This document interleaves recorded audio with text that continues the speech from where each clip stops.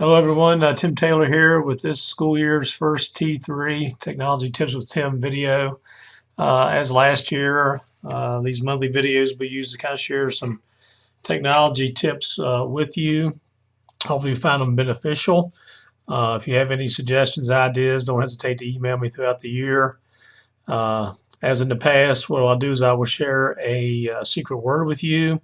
What you'll do is you have a deadline to email me what that secret word is, and we'll put your name into a electronic virtual hat that we will pull out a name weekly for some door prizes. And then every time that you do submit the secret word, your name will go in to another virtual hat for a grand prize drawing at the end of the year, which this year will be a brand new Lenovo Chromebook that we've been distributing throughout our school division this past summer. So that will be our grand prize this year. So again, I hope people take time to watch these videos. Hope you find them beneficial, and I hope you participate in the door prizes. All right, so let's go ahead and get started. So I'll go ahead and close this out. And first thing I want to point out is that Google made a decent amount of changes over this summer. So I want to share a few things with you that are a little bit different now when it comes to using Google. And the first one is anytime you go to create a new document now, when it comes down to either a doc, a Google Sheet, or a slides, you actually have access now to some templates.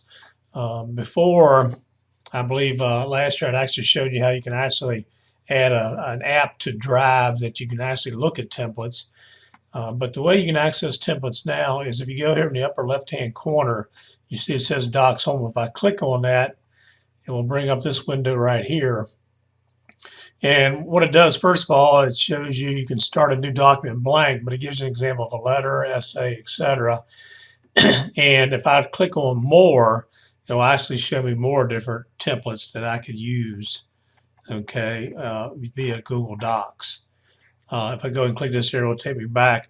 The other thing that's kind of nice is it will show recent documents here. And if I scroll down, it'll show those recent documents that I've accessed. I can actually filter this.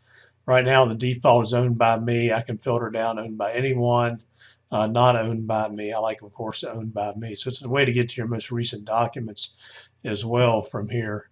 So kind of nice. Again, this is available in Docs, Sheets, and also in Slides. The other thing that I want to point out is if you open up a document that you've shared with others, you may notice if anyone has made changes to that document that you've shared it with, and you open the document up, you may see a little blue button here that says See New Changes. Now, I've already looked at them, so I don't see a blue button, but you'll see a little link right here telling me that the last edit was made 7 days ago by Charity. This is kind of a shortcut to revision history. I've shared this with you in the past where if I go to File, I can see revision history, and it will bring up all on the right-hand side the changes that have been made. And Charity and I are the only two that made edits to this document. But so this is kind of like a little shortcut to it. But so if I click on it, what it does, it actually brings up the document. And what it does is it highlights in color changes made by the individuals. And so I see green right here. If I go across it, see, it will pop up Charity's name right here. So you can imagine if I have like 4 people working on a document, it's kind of nice if all of them made edits. I can actually come through here to color codes, and I can very easily see what changes have been made all in one shot right here. And again, you see the revision history on the right-hand side. And notice here it mentions total 16 edits. I can actually scroll down through here. Actually show me each individual little edit that was made. So a little bit more functionality, and there's like a little shortcut there. And as I mentioned, if you hadn't viewed the changes, you'll see a little blue button here that says, view new changes. But again, you can still get to it by clicking on this link here. So that's a nice little feature that they added. The other thing that's really neat is there's something now they have called Explore in Google Sheets. And I have this Google Sheet I have up there. I actually recorded website recertification points from last year. And if you look in the bottom right-hand corner, you'll see a little green Explore button.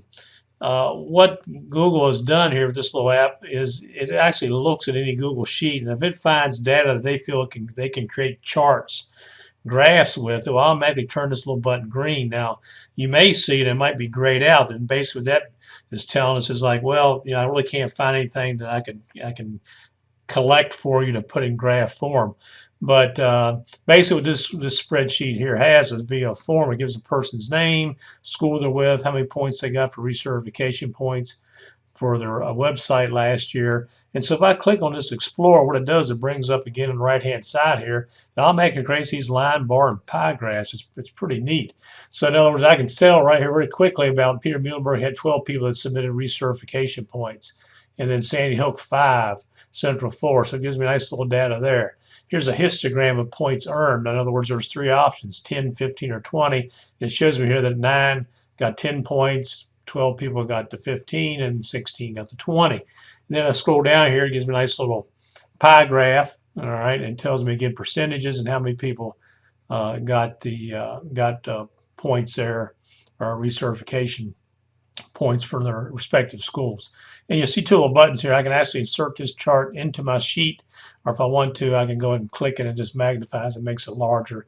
And again, I can scroll across the different here parts of this pie graph, and it gives me the data points. So neat little tool. So this is one where, again, Google recognized it and the button was green. But for example, if I open up this sheet here, notice that in the bottom right hand corner it's actually grayed out because it has no recommendations. But if I was to scroll down here to the bottom, let's say, and I want to pick up some data points, like this is 5th day historical data for our population here in our schools when it comes to enrollment. If I highlight this information here, as soon as I start highlighting it, the Explore button became green. Okay, so I have that option. Some of you may not be aware that there is also a quick sum option in Google Sheets, just the same as Excel, but with those cells highlighted here, if I go here and click on quick sum, it gives me a sum of all of the numbers in there, average, etc. So that's kind of a neat little function some of you will not be aware of. But again, if I go ahead and select, let me go back and do it again real quick here, that data right there, if I click on Explore, again, it does a good job of bringing up data, okay, when it comes down to my numbers for enrollment. Okay, if I go across it here in different years, like 2005, 2010, I'll give the exact number for Robinson, Sandy Hook, their enrollment, okay, on the 5th day. And I scroll down in histogram. Here's a nice little pie chart. So pretty neat how it compiles all these charts and tables for me without me doing a whole lot. And if anyone's ever done charts and graphs in Excel, you know how sometimes they can be very, very difficult. Okay, so neat little Explore function right there. And the last thing I want to talk about is, well, let's go ahead and use the word Explore as our secret word. So our secret word that you need to share with me for the door prizes, let's go ahead and use the word Explore. And the final thing I want to go ahead and show you is a new tool that they've added into Google Docs. If you go to your Tools menu and click, you'll see voice typing right here now. So what you want to make sure you do is put your cursor where you want the text to appear. If I go to Tools, Voice Typing, little microphone appears here, so you got to have a microphone hooked up. And some of them are built into like laptops and Chromebooks. But also, if you don't have one, you can hook up an external mic. I've got one via my webcam. But if I go ahead and click to speak, I can start speaking, and it does a pretty good job recognizing my voice.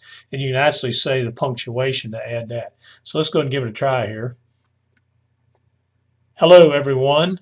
Hope you enjoy the T3 videos this year, period. I hope your school year has gone really well. And there you go. I think you did a pretty good job. Notice I'm still talking, so it's picking up what I'm saying. You got to make sure you click on the microphone to stop it. But again, it does a pretty nice job. I've shown it to people. I know it's a great way, I think, to do kind of brainstorm ideas, to put some quick ideas down on paper. So neat little tool. I think you can find use of it. So I hope you enjoyed this video. Again, don't forget to submit the secret word deadline. I'll be telling you in the email. But again, I hope everyone's had a great start to this school year, and I look forward to sharing, again, technology tips with you this year. So take care.